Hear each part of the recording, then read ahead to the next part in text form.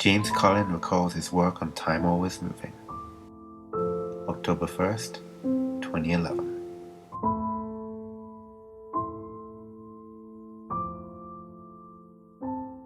Well, I started performing music and learning music at a very young age. It started with piano lessons, probably when I was 7 or 8 years old, and progressing there. I actually started writing, I would say when I got my first guitar, which was at 15. My dad took me to a little shop in the neighborhood, and we picked out a cheap guitar, and from there it just blossomed. So I started learning and writing on guitar, just instrumental at first. I was also getting into choir and started learning how to properly sing. So from there, it went to overlapping the guitar and the voice, and then other instruments that I had learned along the way. All along, I had been taking courses through school in mostly performance, but also some theory. And it sort of all converged together at about 15 or 16 years old. So that's about, what is it now? It's about 17 years of writing. So I do mainly freelance composing work. I try to find jobs here and there when I can through references and through websites and various places. I found a listing looking for a composer online with Neville Entertainment, and applied, showed him my work and some of the things I'd done. He responded pretty much right away and said that, okay, you've got good stuff, so we should go from there. And then it pretty much took off in a couple of weeks. So part of the task of composing for Time Always Moving was that it's a sequel. So you're working from the original as a basis for the mood and the tone.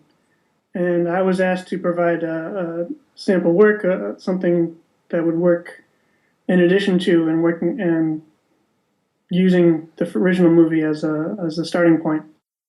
So because it was a sequel, there was already material to work from, and it was key to try to match the original tonality and the feel and even the instrumentation of the original. And I guess I did the best job doing that. I tried to go through and listen, and I replayed all the parts to match what was coming from the original, and then move from there into something that was very similar to the original but also new, and moving the story forward.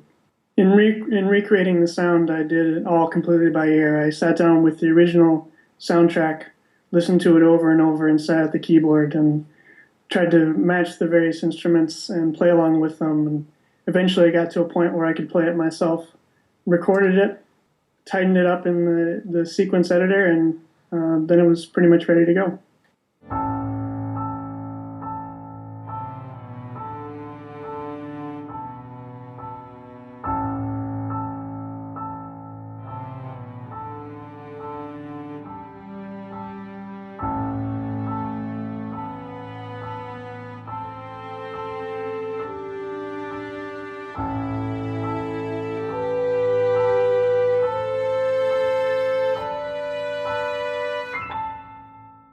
So at the beginning of Time Always Moving, we reused the theme that was featured at the end of Time Stops Moving, which was a crescendo to the cliffhanger at the end of the first movie.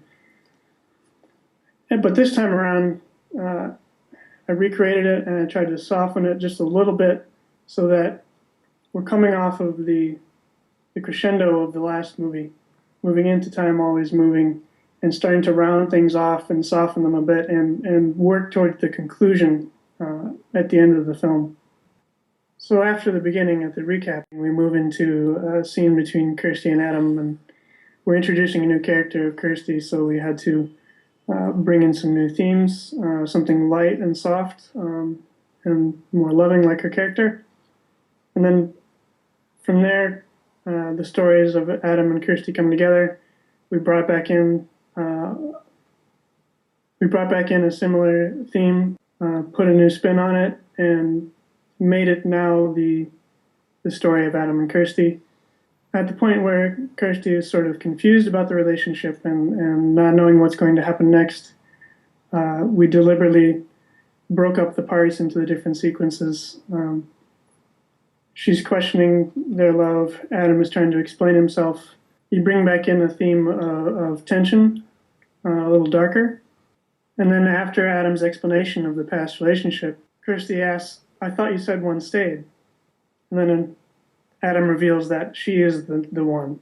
And so then we get our happy ending. And then a theme that both blends from the original and some of the new material comes out, and it's the happy ending. It's the love song, and it all ends on a good note.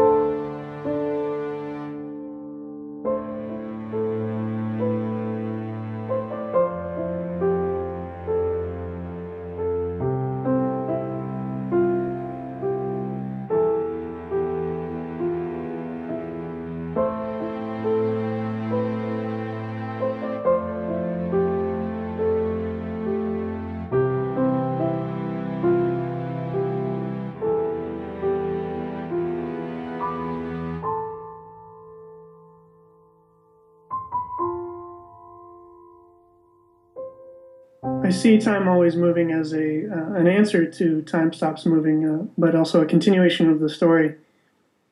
In regards to technology and how things are created over the last several years, the internet has really made it very easy to collaborate in new ways and with a wider variety of people. I don't think I would have been able to do the score to this if I didn't have the internet and if Lee wasn't willing to work with me, exchanging clips and doing everything pretty much faceless for most of the time. It used to be that you had to be on location or at least meet with the director and the sound guys and work hand in hand in post production, and I didn't have that luxury.